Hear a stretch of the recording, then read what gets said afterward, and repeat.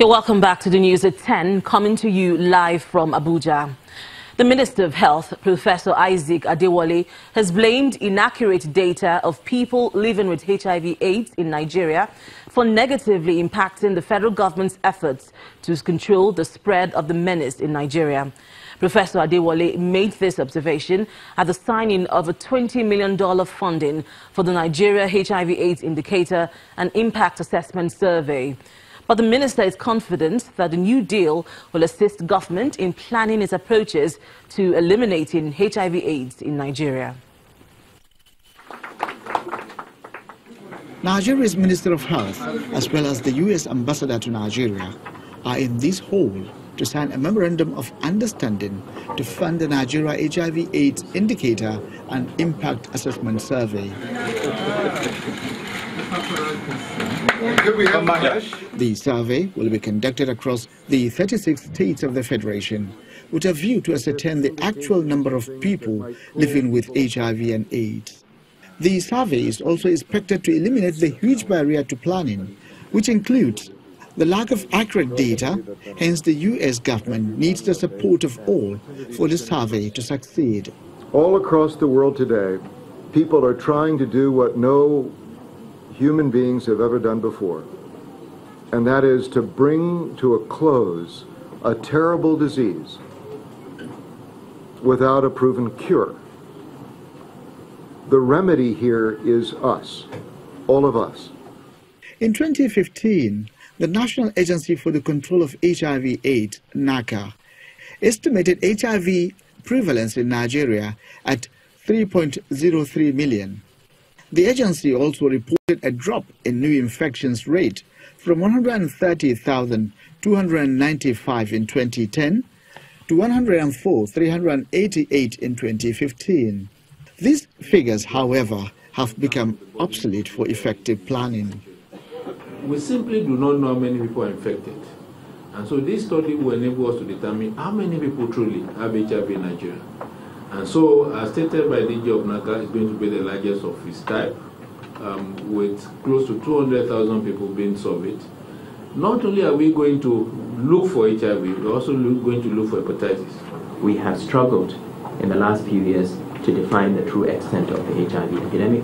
We have struggled to find patients to put on treatment, and we've also struggled to present to the world, and more importantly, we hope it will show that Nigeria has used the resources that have been given to it over the years for the HIV response.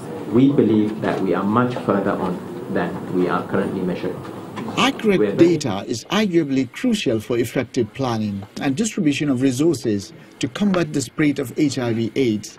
And with the signing of this agreement, it is hoped that the Nigerian government will have reliable data to plan going forward.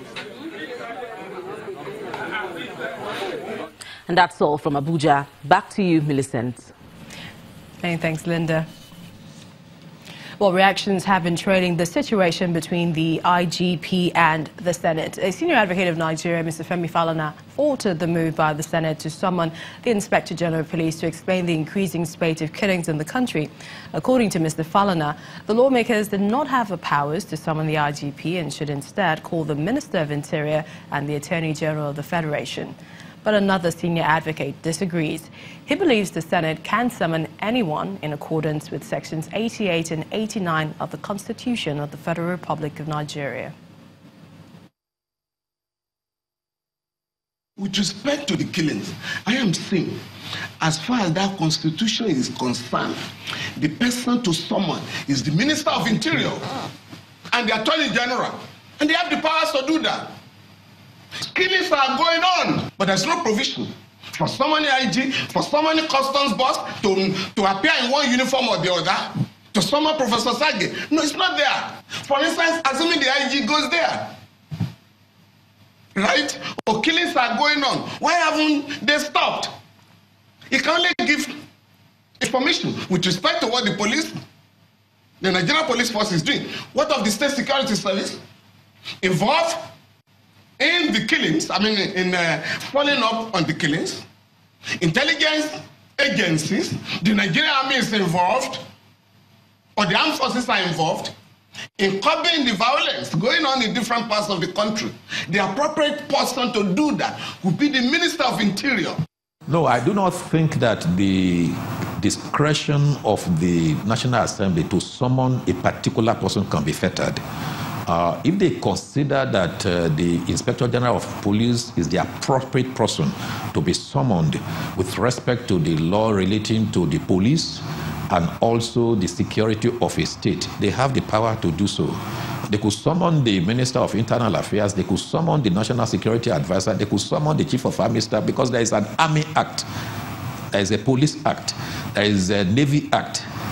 So all of those branches of a government have laws regulating them, except if it's a matter in respect of which the National Assembly is not empowered to legislate, then they cannot dabble into it. Specifically, Section 88, and then going on to Section 89 of the Constitution, you will find the powers of the Senate and the House of Representatives to summon any person. The language is any person in Nigeria. Well, let's now go over to some company news. MTN Nigeria has relaunched its enterprise business solutions arm with a new campaign tagged Man in the Box, which saw a lone occupant of a display along Lekki Expressway.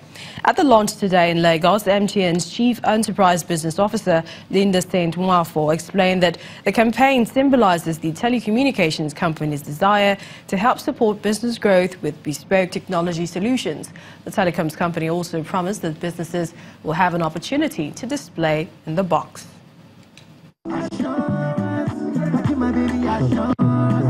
This box above the ground on Ozumbambadiwe Street in Victoria Island, Lagos, with a lone occupant, is said to have garnered a lot of attention in the last 4 days.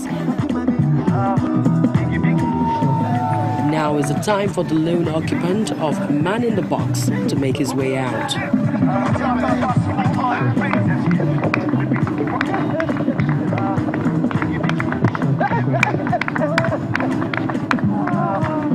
Then it's straight to a more formal event where a top official of MTN Nigeria explains why small, medium and large-scale enterprises are at the heart of this campaign. There were two driving forces. The one was we felt, let's see if we can excite the advertising space in Nigeria with something new. We wanted to reach out to business out there, small enterprises, one-man shows, large enterprises, public sector, and we wanted to say, let's talk. We have solutions.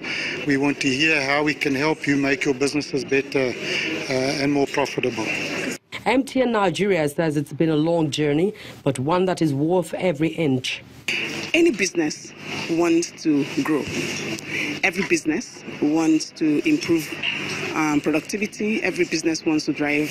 We have garnered experiences over the years, and we do believe that with those experiences we've gathered, speaking with these enterprises and engaging them, having some conversations, will help us understand their needs and enable us develop bespoke technology solutions that will help them achieve their business objectives. And for the lone occupant of this box, it's a journey of discovery. Being up a couple of floors high in the box on Ozumbambadiwe, I got to see a lot of Nigerians go back and forth. So it got to the point where I could, you see a couple of cars that you saw in the morning heading this way, and then you see them in the evening heading this way. So you know that, oh, I saw this car earlier today, and then I saw that car, So it was nice watching people just do their thing. MTN Nigeria says it takes great pleasure in assisting businesses at all levels grow, and with this campaign, it is saying to such businesses, let's talk.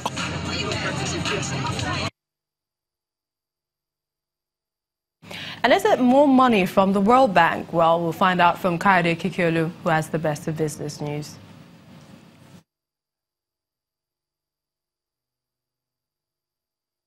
You first. First Bank.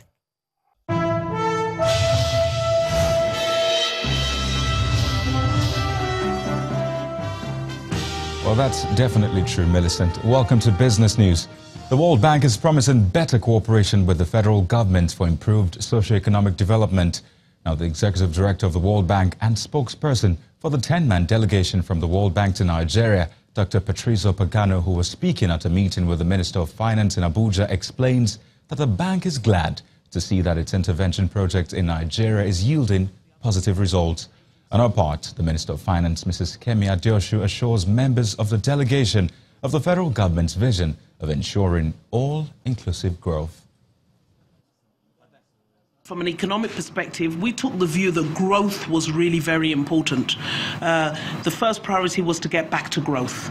And now we're back to growth. It's two things. One is to accelerate that growth, and then two is to make that growth count and make people feel it. And that's where the sort of lifting people out of poverty, employment generation, which is very, very critical and crucial to us. Part of this, recovery has to do with the power sector. So we would like to also to understand, your views on how the recovery of the power sector is proceeding, and you have a plan that is being implemented there.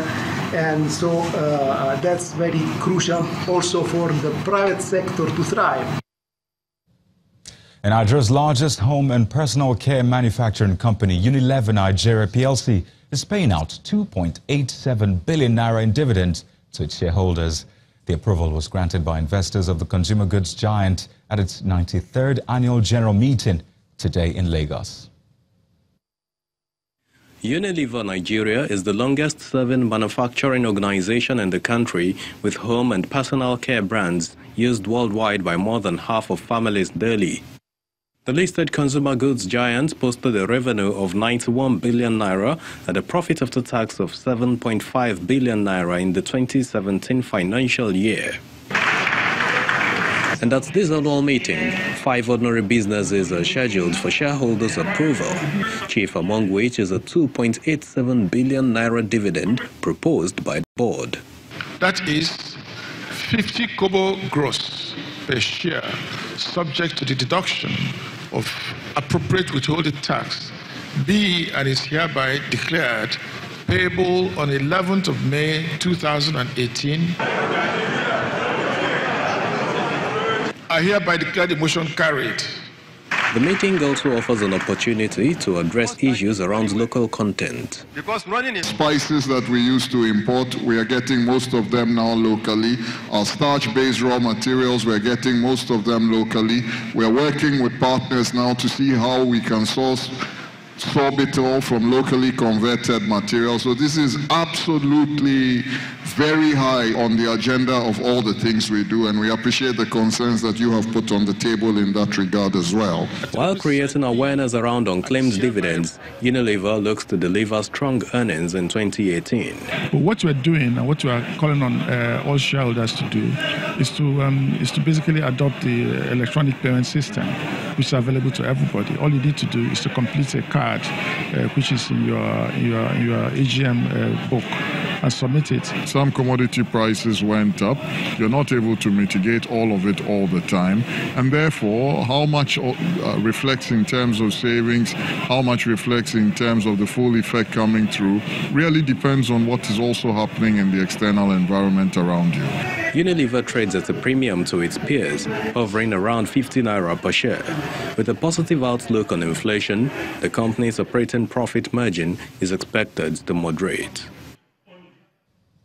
And elsewhere, the NSE's main index falls by 40 basis points at the close of today's trading session as sell-offs maintain dominance on some high-value stocks in the market. Let's join Teniola Shobawale for more details.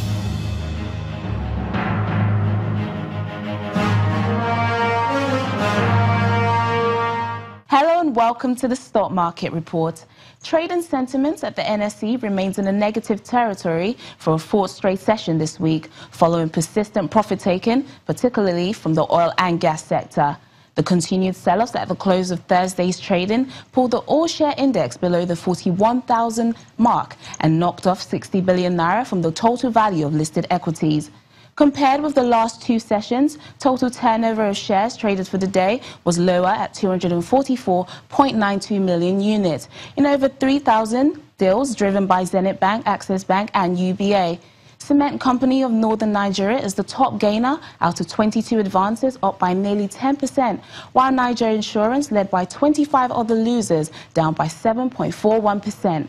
And that's the Stock Market Report. I'm Teniola Shobawale. Thank you, Teniola. Now, major global stock markets end Thursday's trading session mostly positive as investors weigh the weaker than expected U.S. inflation data. Now, let's take a look at the figures.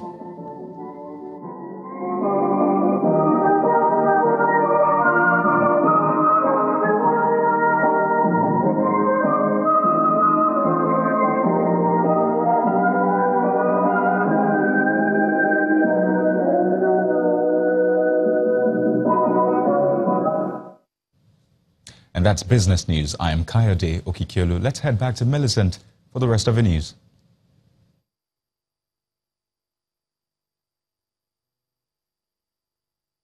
You first. First Bank. Many thanks, Kayode. Still ahead on the news at 10, semi-finalists emerge in the Lagos preliminaries of the Channel's International Kids Cup. That's in sports news. Please stay with us.